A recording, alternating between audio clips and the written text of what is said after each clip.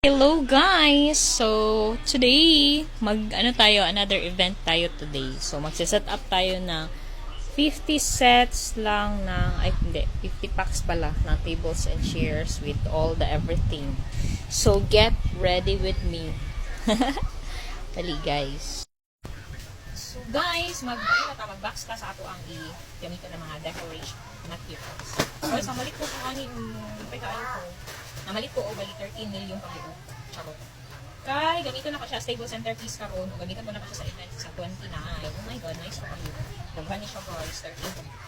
Perfect. So, stable centerpiece na ko siya later on. Nabaan ang iyahang ano. Okay. Long table cover na skirted.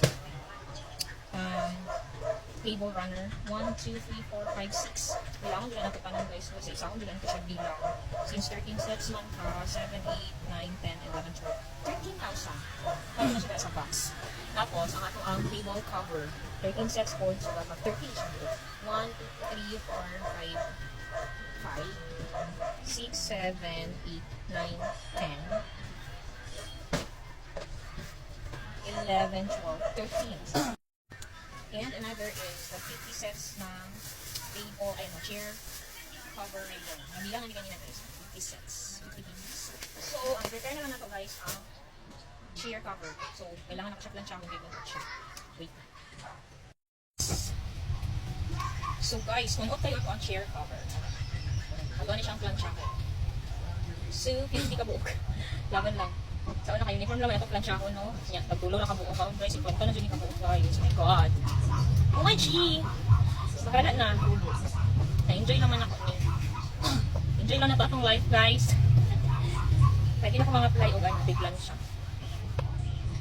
Mag-adtag adtag sideline. Big pa malan siya. 50 kayo nga niya kung plancha akong kay 50 packs ka, guys. Laban lang. Laban lang! Kahit yes, dahil maraming kalaban. Laban lang. Ganun. So, dili na po sa katanggawan ng setup, guys. Chokes na. We still have 30 minutes to finish this one. 50 ako.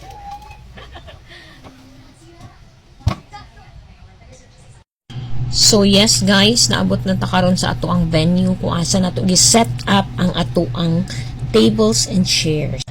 Guys, 50 packs kaayo ni siya guys ha, paspasanay lang ang tanan. Ang setup time na to is 2 PM. So niapas lang ko diri man nila papa og set up ang kay di ba nagplansya pata sa ato ang chair covers na 50 ka buok. My god, dili ilalim plansyahon guys ang 50 ka buok. It took me 1 hour and 30 minutes to finish that one. So nagani ang uban na wala na kay nako gitarong o plansya kay para dili lang mi malit. Oh my god. So medyo behave kayo ko diri guys kay naay nagatan-aw na mga visitors charot.